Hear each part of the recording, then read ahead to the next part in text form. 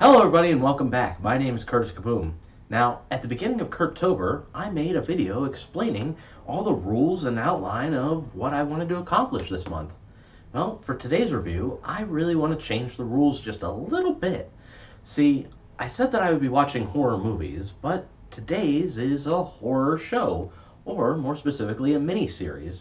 But if you put every episode together, it probably equals less time than most horror movies, especially The Substance. So, I've always been a fan of Marvel movies, comic books, video games, TV shows, all the sorts, and for almost as long, I've been a fan of horror movies. So, today has a unique opportunity of merging my two things that I enjoy. So, here is my review of Marvel Zombies. Marvel Zombies is a 2025 animated miniseries and spin-off of Marvel's What If animated show. The fifth episode of the What If TV show was all about Marvel Zombies, and for some reason it didn't affect anything else in the What If show. It always felt like a backdoor pilot for this. If you're going to watch this show, you do kind of need to watch that. So I guess this is kind of a review for 5 episodes. So let me start by saying I am a huge fan of the Marvel Zombies comics.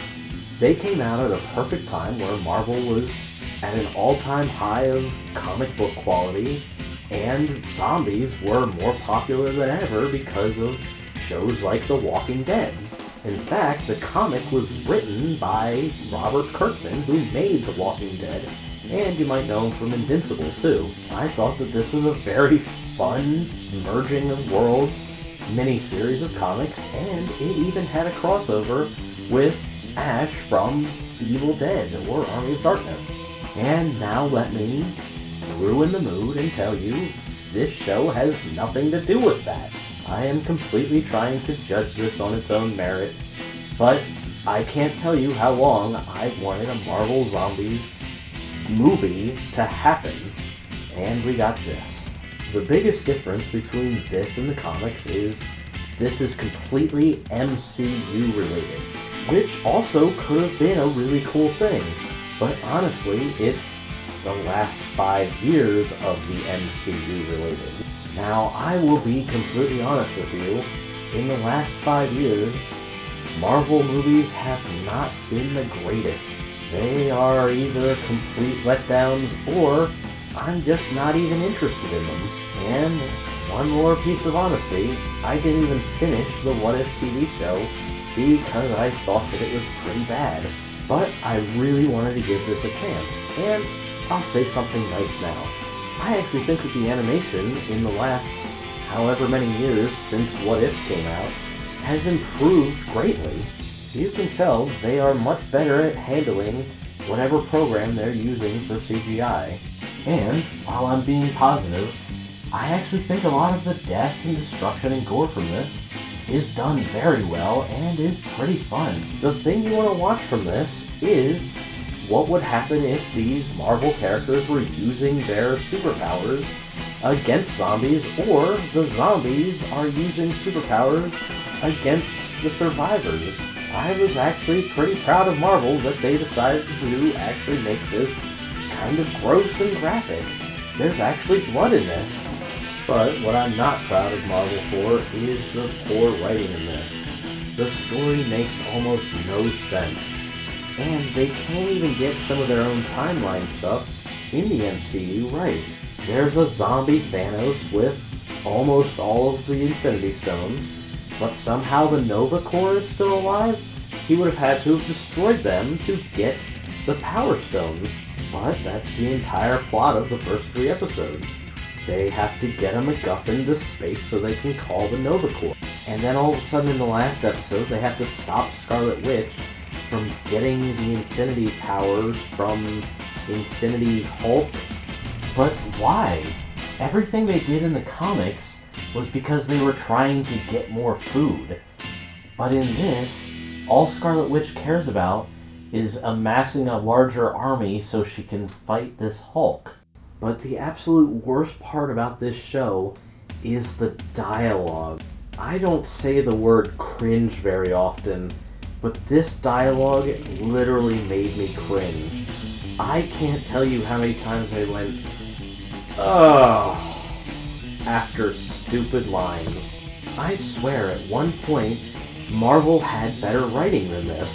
This show feels like it was written for children. Stupid children. But you definitely don't want your child to watch it because of how graphic the kills are. You can make an animated show for adults, and adults will like it if it's good. And my final complaint is, I really didn't care about almost any of the characters. Sure, Spider-Man's in it, and it's cool that Blade is in it with Moon Knight's powers, but it feels like they were just scraping the bottom of the barrel for who they brought into this. All of the actual Marvel heroes have been killed by the zombie virus in that original What If episode. So they really just had to just put in Shang-Chi and Katie. I would have much rather this show take place during, I don't know, Age of Ultron or something before that, or just any other time in the MCU than now MCU. I guess the one nice thing about this whole experience is that Marvel Rivals is coming out with a PvE mode where you fight a bunch of zombies. So, catch me on Twitch playing that. I could probably rant for another hour about everything I didn't like about this show. So, that being said, I think it's pretty easy to tell that I'm not going to recommend it. But I don't think that it's quite as bad as a waste of your time yet. This show will sit firmly in the skip it category. Only thing that saved it was, of course, all of the gross out animation. But, once again, the dialogue is terrible, and these are just characters that I don't care about. I wish that it would have followed the comic closer, or taken place at a better place in the MCU. Plus, it has a cliffhanger ending, which will probably lead into a second season. But I don't know if I'm going to try and review that for Kurt-Tober whenever that comes out. But for the movie I do recommend, I'm going to recommend The First Omen. When I watched this, I was actually very surprised at how good it was. It might be better than every other Omen movie, and I wonder if they're going to lead into another Omen remake after this. But be warned, there are some gross childbirth scenes in this.